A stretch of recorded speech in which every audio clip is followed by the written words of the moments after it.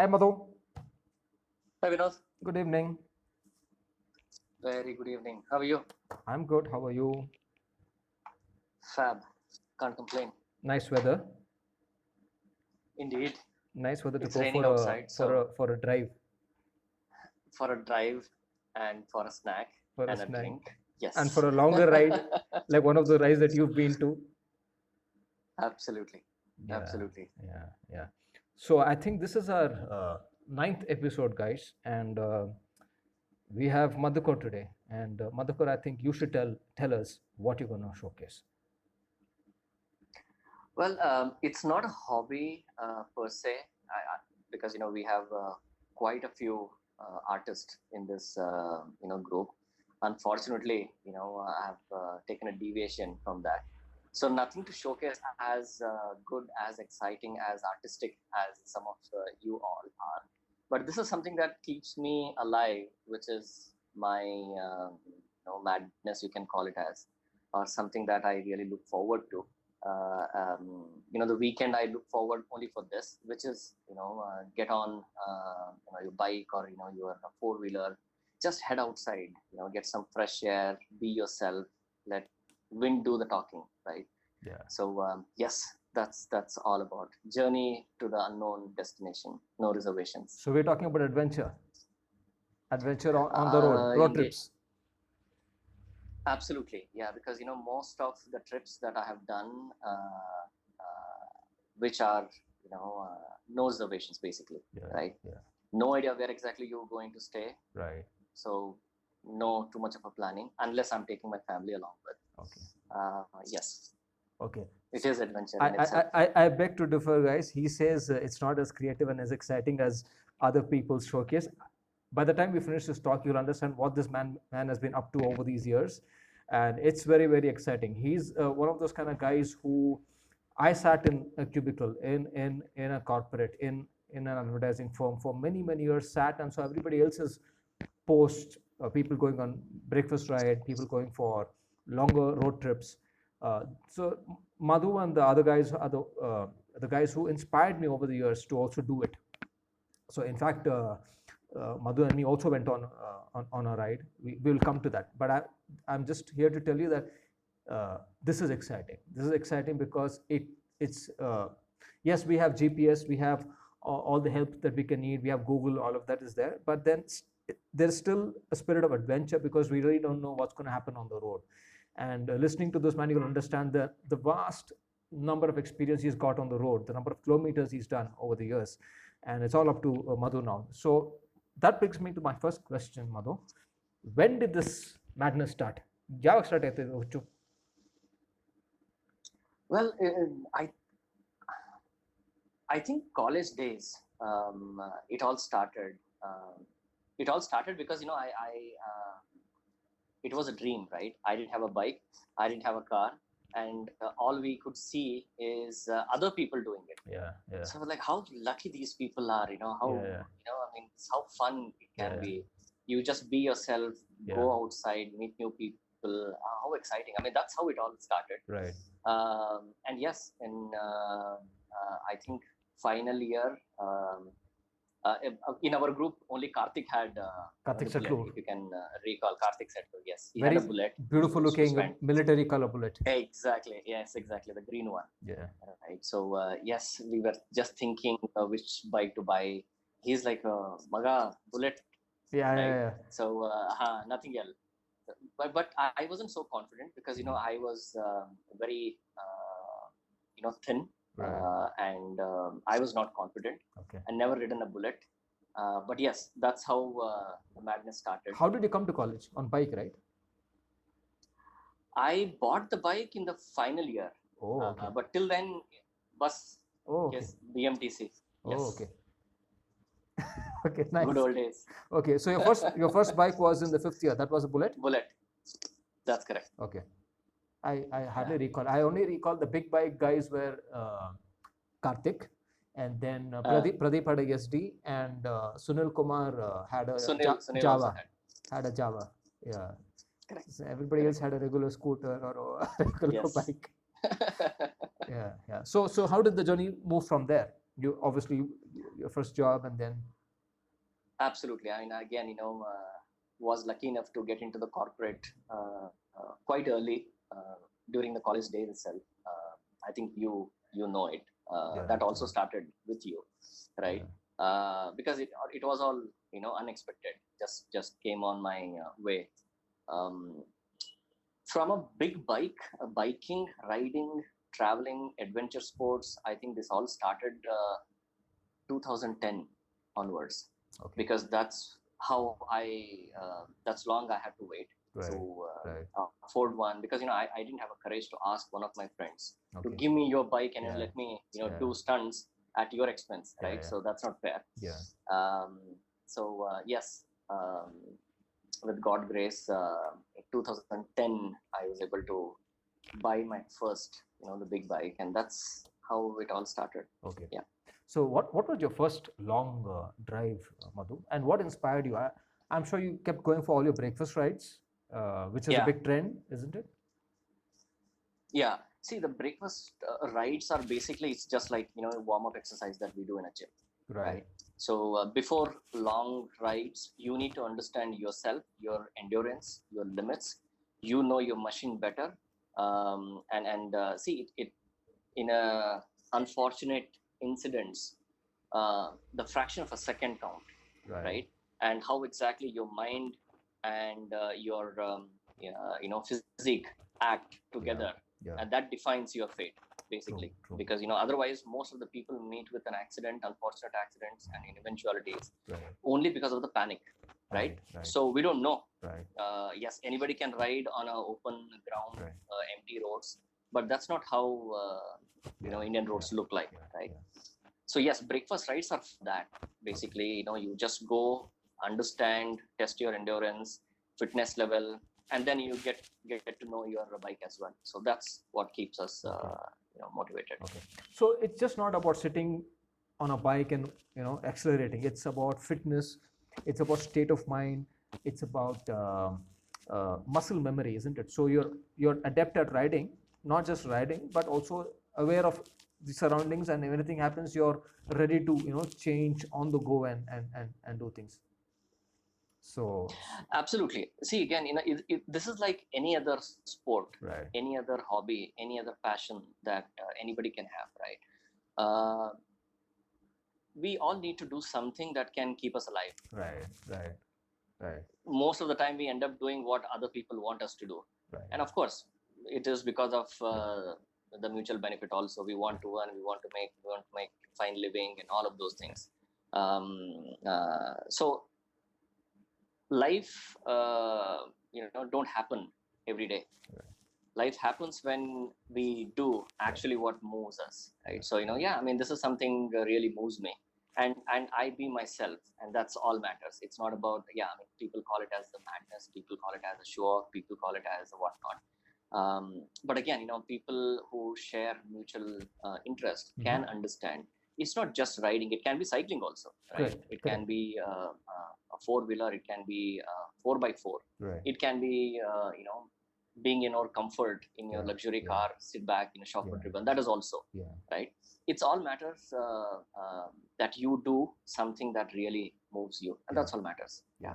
I mean, the spirit of adventure need not always be even road trip per se. It could be just jogging to some place. It could be trekking somewhere, a solo trek or a group trek, right?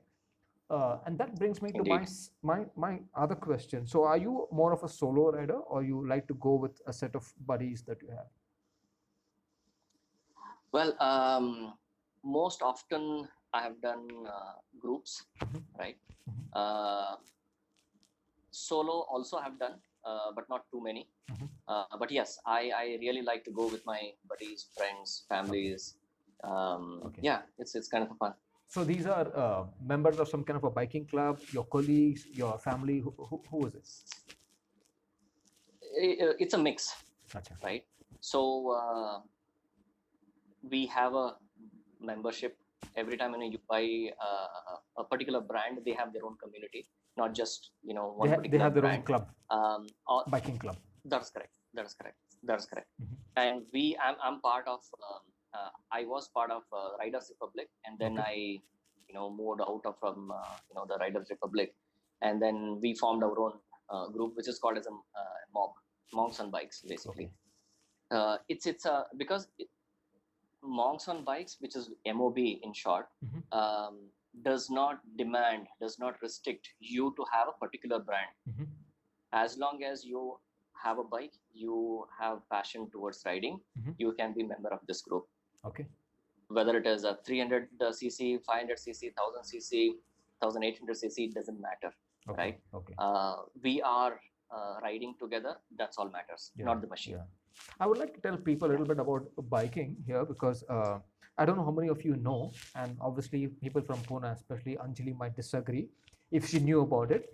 But if she doesn't know, here's what it is. We Bangaloreans think that Bangalore is the biking capital of India, and there are close to 100 plus biking clubs of scooters, scooterettes, bikes, cars, all kind of vehicles. And these are people who, like Madhu said, go on breakfast ride and longer trips.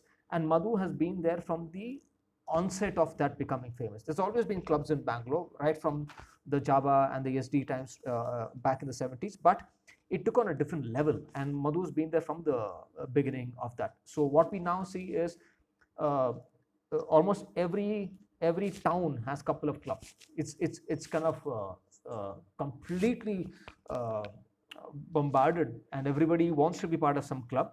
Unfortunately for bikers, this particular year has been a bummer. All of us are stuck at home waiting for the lockdown, waiting for the epidemic to be done with, so we can all go back riding. So that's something we all miss. Madhu, on these longer rides that you go to, what's the planning like? Is that a very laborious piece to put together? Does it take time, or does it go everything according to schedule or according to your plan? Are there things on the road that you might have planned something, but then you changed because the scene was good, or you met somebody interesting, or perhaps some mishap happened, or you lost the way? Does that happen? Perhaps 90% of the time, it doesn't go according to your plan. Okay. It always. Okay. So expect the unexpected. Okay. Be ready for that kind of surprises. Because you don't know what to expect. But yes, to answer to your question, we do plan. We try to be more precise in what you need to do, what is the destination, how exactly the journey has to be, anything that you need to carry, in terms of some XYZ eventuality, how your the backup plan is intact. What is the medical preparations that you need to take in, especially when you're a solo, right? So all of that, yes. So we do have a few things as a best practice. So on our jackets, you have the tag which talks about your blood group. On the back side of your helmet, it talks about the emergency contact number. Okay.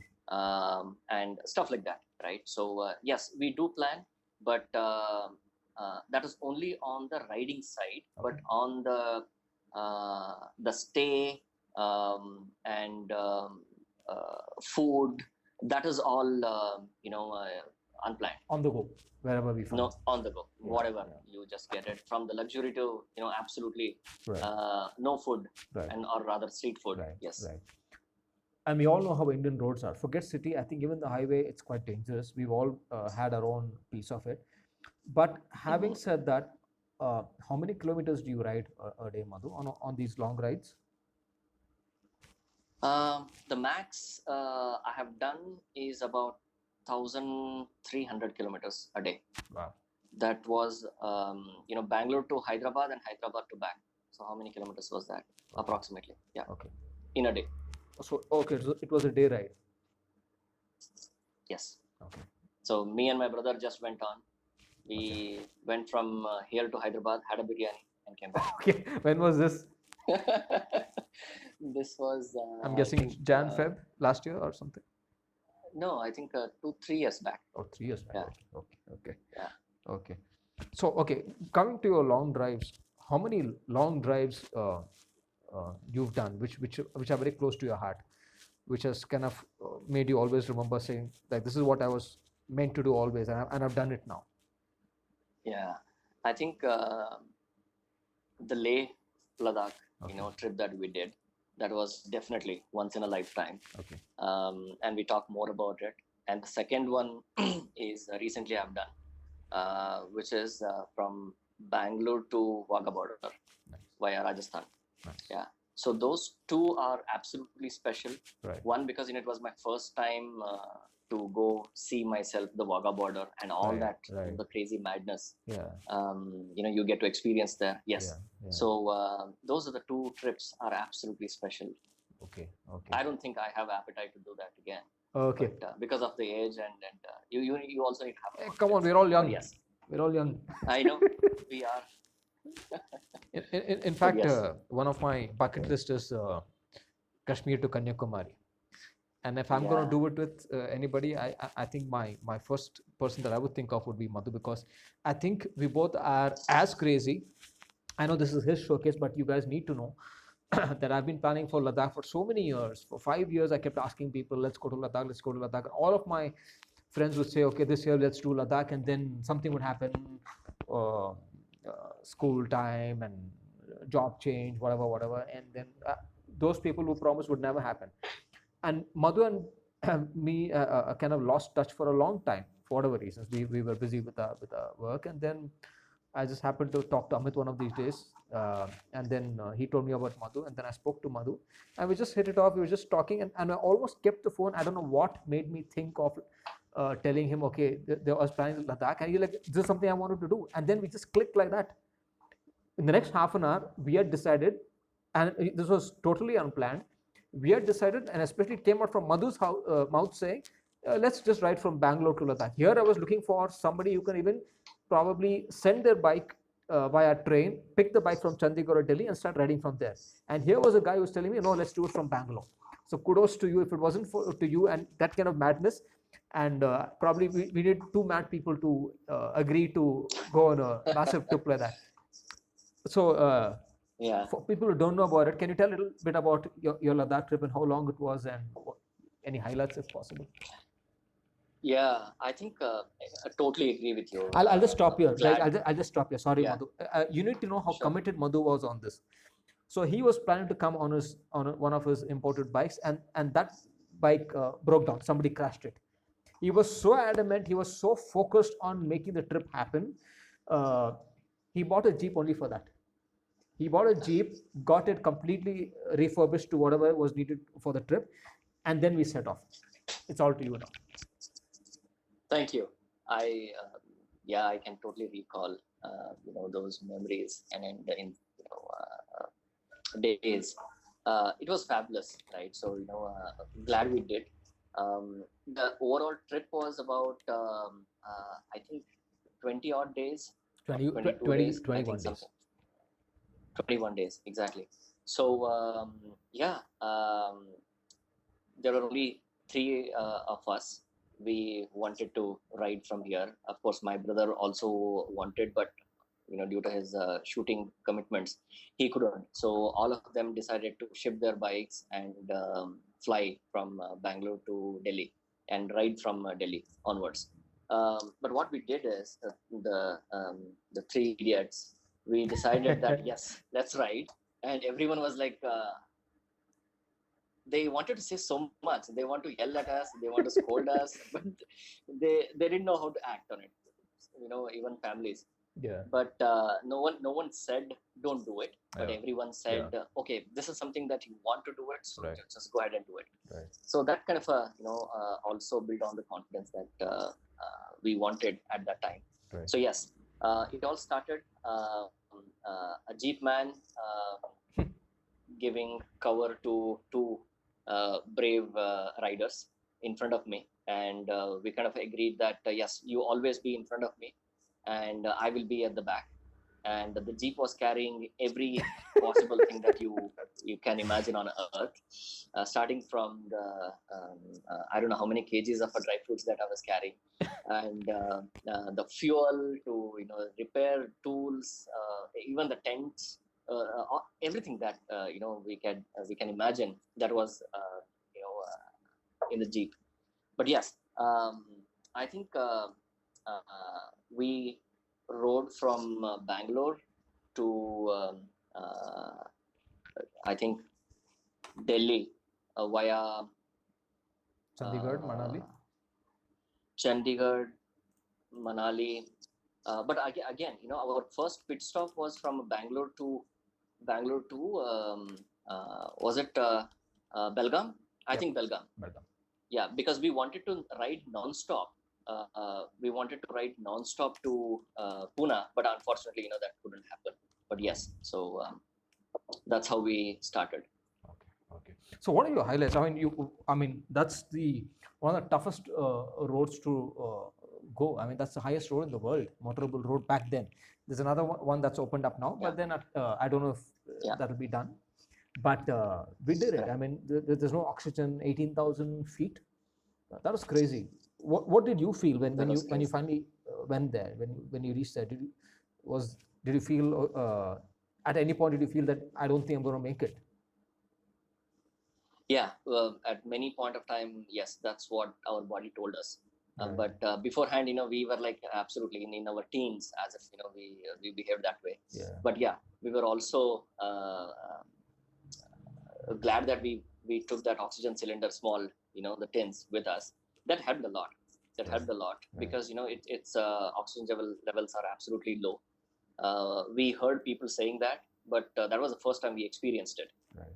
And body gives up. And I'm not too sure if you can recall, I was just sitting and we all clicked our selfies and everything. And I went back and sat and my nose started bleeding. Oh yeah, you almost collapsed. Yeah, I almost collapsed. But yeah, that was just about within a few minutes. But yeah, I recovered. But those are the few things that, yes, we need to take care. Right. But yeah. So how was your journey to Vaga? You got to see the changing of the guard? Absolutely. That was again another madness. We went to see, and it was absolutely so great to see the absolute high energy that we have, right? India, Pakistan. Did you feel all patriotic? Does it happen? Oh yeah. Absolutely. Here we don't see much, but when you're there with 10,000 odd people either side, both sides, it's both sides, right? So it's a madness, but great. Once in a lifetime. I mean, you need to experience that. If you haven't done it already, I would highly recommend. No, that's something again, it's on my list to do, and I'm just waiting to do that also. How many days trip was that to Vaga? That was about 18 days odd. Oh wow. So I'm guessing most bike trips are in the range of 18 and 25 days. Yeah. Anything beyond 6,000 kilometers, we need to have that much of a time. It's not just, you just ride and, touch the border and come back. So Vaga was altogether how many kilometers overall? 6,500 approx. Yeah. Okay. And how many kilometers have you done, Madhu, on the whole? Sorry, Manu is his brother's name. I keep getting confused. Manu, yeah. Yeah, it's a little more than 1 lakh kilometers now. Wow. So folks, Madhukar has done about 1 lakh plus kilometers on the road, just riding. I'm not talking about everyday commuting to office. No, this is purely rides and trips and whatever road trips that he's had till now. I think the Ladakh was close to 9,000 kilometers up and down. That's Bangalore to Ladakh to back to Bangalore. And Bangalore, Vaga border and back to Bangalore is about 6,000 kilometers. Yeah. What's next? Next, my brother is insisting on let's do the Thailand trip. So that's something on the card. From Bangalore? Apart from that, from Bangalore. Yeah. Apart from that, we want to do Bangalore, Bhutan, or Bangalore, Nepal. So these are two things. Nice. Yeah. These two countries, it's been a while. I think 23 years. Yeah. Right? Yeah. I think from college we went. Never had a chance to visit those two countries. So I think in our 4th year and 5th year, I think the 4th year we went to Nepal, and the 5th year college trip we went to Bhutan. And I'm sure Nepal and Bhutan has changed a lot. I've heard a lot of things about people. I think when we went, we really saw a very different Nepal and Bhutan. Yeah. it is still going to be very tranquil and all of that, but it's also very modernized and quite. I think the roads have opened up. There is a direct road to Thailand now, all the way from India. I think it recently opened about 2018 or 2019. Correct. 2018, they officialized it. Okay. Okay. Yeah, now you can travel to Bangalore to London also. Oh, which route is this? You need to take, I think the bus service is also open. I think that's what they introduced recently. Right. It cost about 15 lakhs. Mhm. And they take you from India to Thailand to China and then onwards. Okay. Yeah, something like that. Okay. Yeah. Okay. Okay. So, what would you tell a person who's never biked? Is it easy? Is it something that anybody can pursue? And especially, we see a lot of women riding now. What would you say? Do you think it needs a lot of practice? Do you think you need the right kind of gears and mindset? If you can just tell us a little bit from a biker perspective, how tough or easy is it for somebody to start? And it's not tough at all. It's just that you just need to believe, right, that you will be able to ride this machine. That's all, right? And just enjoy the fun. Of course, yes, be ready to take calculative risk. I would say, don't be over into. Because when you start riding, that's when you're like, oh my goodness, so much of power this machine has, and then you never realize from 60 to 80 to 100 to 150 when you cross. And once you cross 120, it's totally different ball game. Everything is like a video game, right? So everything will pass so fast. You don't realize the roads or the other elements that you are part of. So yeah, I mean, anybody can do it. I have many women colleagues in this field who are absolutely great riders, and I'm quite impressed with those people. Some people have taken that as a career. Right. So yes, yeah. So yes, yeah. So here's my proposition for not just me and Madhu, and I'm sure his answer is going to be yes. I know this. I don't even have to ask him. But here's a proposition. This is something I'd planned right after our reunion. I'd spoken to a couple of folks, and we were all quite excited to do this. The proposition is to make small trips. It need not be long trips like how Madhu's done. Small trips, all in the guise, all in the excuse just to meet college buddies. It could be a breakfast ride. It could be a half a day ride. It could be a one night stay somewhere.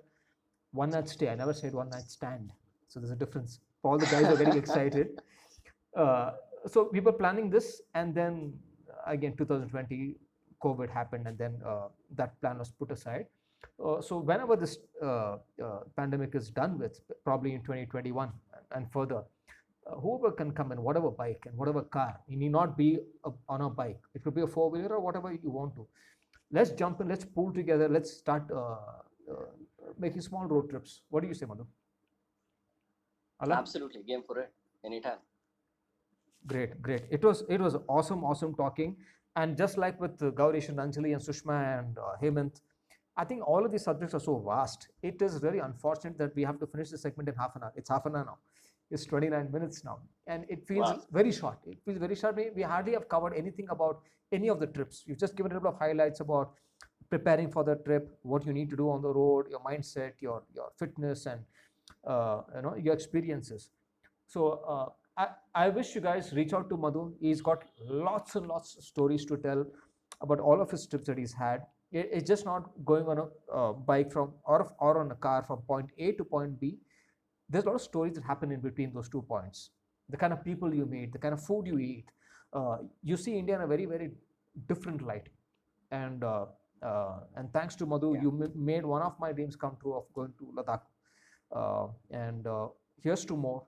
And wishing you all the luck in your future endeavors, whether it's Nepal, Bhutan, or Thailand. But if you're going to go without me, I'm going to be jealous. No, absolutely. We're going to make it. And thanks for having me. Thank you. Thank you God so bless the much. road. Thank you, Madhu. Thanks for making this call. Uh, all up to you now. So Madhu's going to share a couple of his videos and pictures. That itself will tell a story on its own. So here's episode number 9 with Madhukar about adventure, biking, and traveling on the road trips basically. Thank you, Madhu.